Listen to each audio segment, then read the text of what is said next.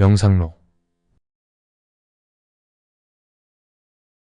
마르크스 아우렐리우스의 명상록 제7장 양독하겠습니다. 내가 평생 동안 또는 적어도 청년이 된 것보다 철학자로서 살아왔다고 할 수 없다는 사실을 아는 것도 어떤 명예의 요구에서 벗어나는 데 도움이 된다.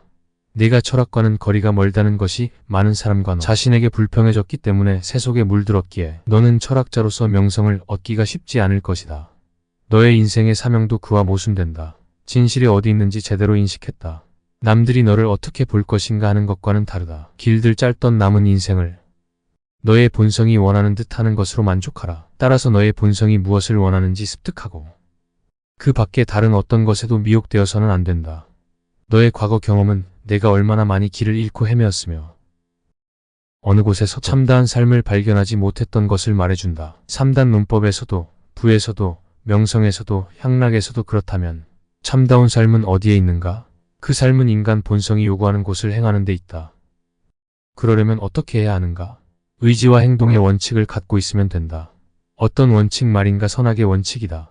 그 원칙에 따르면 인간은 정의롭고 신중하고 용감하고 자유롭게 만들지 않는 것은 그 어떤 것도 선이 아니며 방금 말한 것들과 반대되는 것을 야기하지 않는 것은 그 어떤 것도 악이 아니다. 어떤 행동을 할 때는 이 행동은 나와 무슨 관계가 있지? 내가 이 상황을 후회하게 되지는 않나? 바로 자문해봐라. 잠시 후면 나는 죽고 모든 것은 사라진다. 지금 내가 하고 있는 일이 이성적이고 공동체적이고 서로가 동일한 법의 지배를 받는 존재에게 어울리는 일이라면 무엇을 더 바라겠는가? 내가 화가 폭발하더라도 사람들은 아랑곳하지 않고 같은 일을 하고 있을 것이다. 첫째, 평정을 잃지 마라. 만물은 보편적 자연에 따르고 있으며 잠시 후면 너도 하드리아누스나 아우구스처럼 무가 되어 어느 곳에도 없을 것이다. 둘째, 사물을 응시하여 그 실체를 파악하되 선한 인간이 되어야 한다는 것을 명심하고 인간의 본성이 요구하고 있는 것을 지체 없이 행하라. 그리고 내게 가장 정당해 보이는 것을 말하되 늘 상냥하고 겸손하게 거짓 없이 말하라. 보편적 자연이 하는 일이라 여기에서 그것을 저리로 옮기고 변화시키고 들어올려 저리로 나가는 것이다. 만물은 변화에 불과함으로 새로운 것과 마주칠 것. 두려워할 필요가 없다. 만물은 친숙한 것들이고 운명의 배분은 공평하다. 모든 본성은 순조롭게 자신의 길로 나아갈 때에 만족한다. 그리고 이성적 본성은 자신의 표상으로 거짓되고 분명하지 않은 것을 받아들이지 않고 자신의 충동을 공동체적인 일에 집중하고 자신에게 속한 것들만 좋아하거나 싫어하고 보편적 본성이 할당한 것이면 무엇이든 반긴다면 순조롭게 나아가는 것이다. 마치 잎의 본성이 식물의 본성의 일부이듯 이성적 본성은 보편적 본성의 일부이기 때문이다. 있다면 식물의 본성은 감각도 없고 이성도 없고 방해받을 수 있는 본성의 일부인데 반해 인간의 본성은 각자에게 제 몫의 시간과 실체와 원인과 활동과 경험을 자격에 따라 공평하게 배분하는 한 결코 방해받을 수 없는 이성적이고 정의로운 본성의 일부라는 것이다. 그러나 사물의 개별 특징을 비교하지 말고 한 종 전체를 다른 종 전체와 비교하도록 유의하라. 너는 책을 읽을 여유가 없다. 그러나 오만을 억제할 여유는 있다. 쾌락과 고통을 제어할 여유가 있으며 명예욕을 초월할 수도 있다. 너는 무감각하고 감각할 줄 모르는 자들에게 성내지 않은 여유가 있고 아니 그들을 돌봐줄 수도 있다. 앞으로 아무도 공중생활에 대하여 불평한 소리를 듣지 못하게 하라. 아니 너 자신도 너의 말을 듣지 못하게 하라. 후회는 뭔가 유익한 것을 놓친 데 대한 일종의 자책이다. 그런데 선은 반드시 유익한 것이고 착하고 선한 자라면 선에 관심을 기울여야 한다. 진실로 선한 자는 쾌락을 놓쳤다고 해서 결코 후회하지 않을 것이다. 그러므로 쾌락은 유익한 것도 아니고 선한 것도 아니다. 여기 이 사물은 그 자체로 무엇인가? 그 본성이 무엇인가? 이 사물의 실체와 진료는 무엇인가? 그것의 원인은 무엇인가? 그것은 우주에서 어떤 기능을 하는가? 그것은 얼마 동안 존속하는가? 마지못해 잠자리에서 일어난다는 생각이 들면 공동체적 활동을 수행하는 것은 너의 기질과 인간의 본성에 맞지만 잠은 비이성적 동물에게도 공통된 것이며 각자의 본성에 맞는 것이 더 친숙하고 더 동질적이고 더 흡족한 것이다. 끊임없이 가능하다면 모든 표상을 자연학과 윤리학과 논리학 원리에 적용해보라. 누구를 만나든 이 사람은 삶과 악에 관하여 어떤 의견을 갖고 있을까? 즉시 자문해보라. 그가 쾌락과 고통과 이 두 가지의 원인에 관하여 명예와 불명예에 관하여 생과 사에 관하여 이러저러한 의견을 갖고 있다면 그가 이러저러한 행동을 하더라도 나는 그를 조금도 이상하게 여기거나 놀라지 않을 것이다. 또한 나는 그가 그렇게 할 수밖에 없다는 것을 기억할 것이다. 우주가 잉태하고 있던 각종 사물을 낳는다고 놀라는 것은 무화과 나무에 무화과가 열리는 것을 보고 놀라는 것만큼이나 어리석은 지심을 명심하라. 의사가 환자에게 열이 있다고, 키자비가가 역풍이 있다고 놀란다면 이 역시 어리석은 짓이다. 너의 생각을 바꾸고 너의 잘못을 바로 잡아주는 자를 따르는 것이 의지의 자유와 상충되지 않음을 명심하라. 내 의지와 판단, 또한 너의 이성에 따라 행하는 행동은 너의 행동이기 때문이다. 결정권이 너에게 있다면 왜 굳이 그런 짓을 하는가? 그러나 다른 사람에게 있다면 너는 누구를 비난하는가? 원자를? 신을? 원자를 비난하든 신을 비난하든 그것은 다 미친 짓이다. 너는 아무도 비난해서는 안 된다 할 수 있다면 내가 그 장본인을 바로잡고, 그것이 안 되면 일 자체라도 바로잡도록 하라. 그것도 안 되면 비난한다고 해서 너에게 무슨 덕이 되겠는가? 어떤 일이든 무턱대고 해서는 안 되기에 하는 말이다. 죽는 것은 우주 밖으로 떨어져 나가지 않는다. 그것이 우주 안에 머무른다면 그것은 또한 여기서 변하여 우주의 원소이자 너의 원소이기도 한 그 자체의 원소들로 분해된다. 그 원소들도 변하지만 그렇다고 그들은 불평하지 않는다. 각각의 삶은 어떤 목적을 위하여 존재한다 말도 그렇고 포도나무도 그렇다. 왜 놀라는가? 태양신 역시 나는 어떤 일을 하려고 존재한다고 말할 것이다. 다른 신들도 마찬가지다. 그렇다면 너는 무엇을 위하여 존재하는가? 쾌락을 위하여? 너의 지상에 그런 생각은 용납할 수 있을까? 자연은 개개의 삶으로 해서 시작과 과정만이 아니라 종말도 배려했다. 마치 공을 던져 올려놓고 지켜보고 있는 사람처럼. 하지만 공이 위로 던져졌다고 무슨 덕이 되고 땅에 떨어진다고 무슨 해가 되겠는가?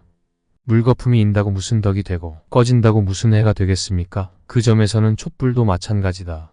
그것을 밖으로 뒤집어 그것이 어떤 성질의 것이고 늙거나 병들거나 숨을 거두면 어떻게 되는지 살펴보라. 칭찬하는 자도, 칭찬받는 자도, 기억하는 자도, 기억되는 자도 잠깐 밖에 살지 못하기는 마찬가지이다. 게다가 세상의 이 모퉁이에서 그런 일이 일어나고 있고 그 모퉁이에서도 모두가 의견이 일치하지 않고 개인조차 자신과 의견이 일치하지 않습니다. 그리고 대지 전체도 하나의 점에 불과하다. 주제와 활동과 원칙과 말뜻에 주목하라. 네가 그런 일을 당하는 것은 당연하다. 나는 오늘보다는 내일 선한 자가 되기를 원하기 때문이다.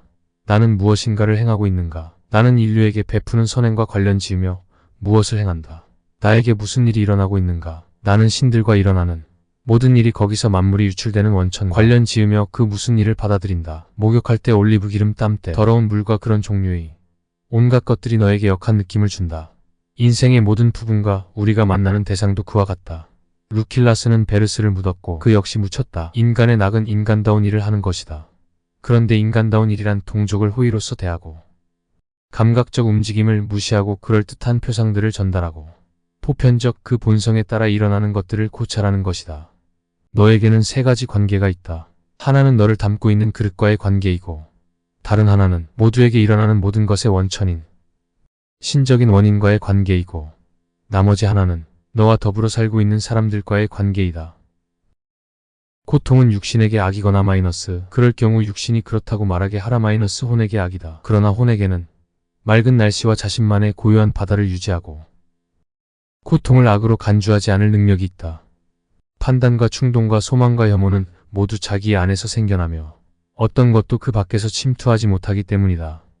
나는 지금 내 이 혼 안에 어떤 악도, 어떤 욕망도, 간단히 말해 어떤 동요도 생겨나지 못하게 할 능력이 있다.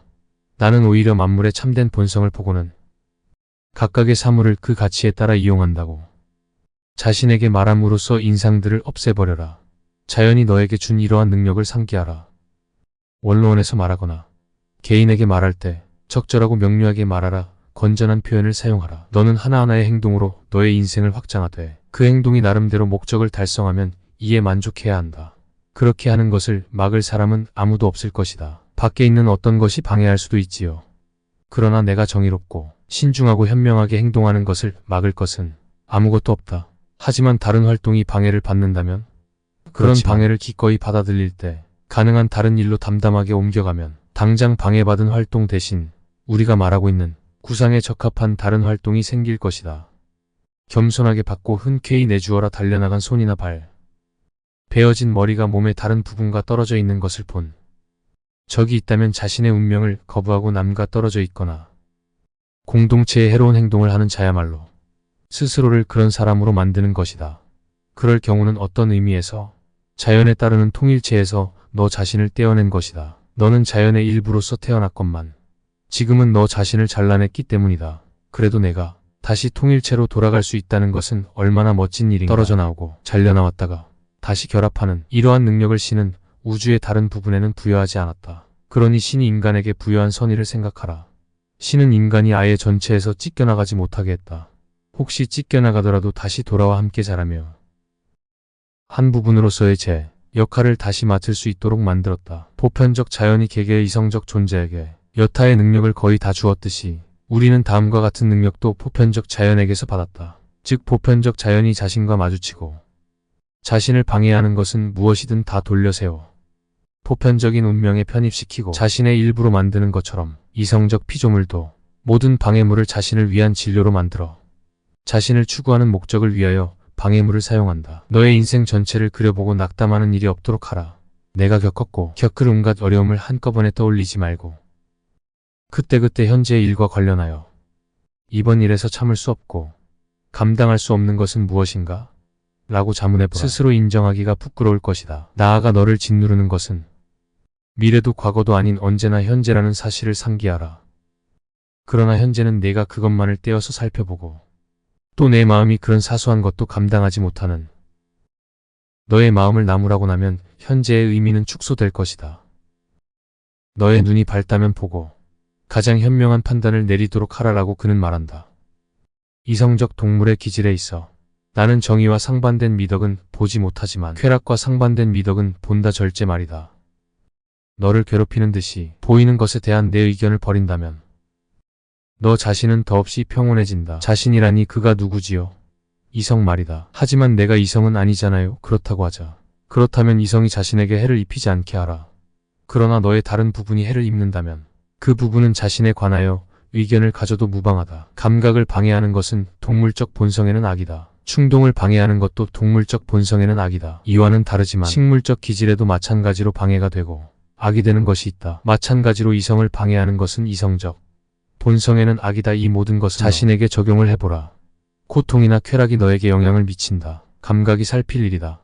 내가 어떤 충동을 느꼈을 때 방해받은 적이 있는가? 내가 내 충동을 무조건 충족시키려 된다면 그것은 이성적 존재로서의 너에게 악이다.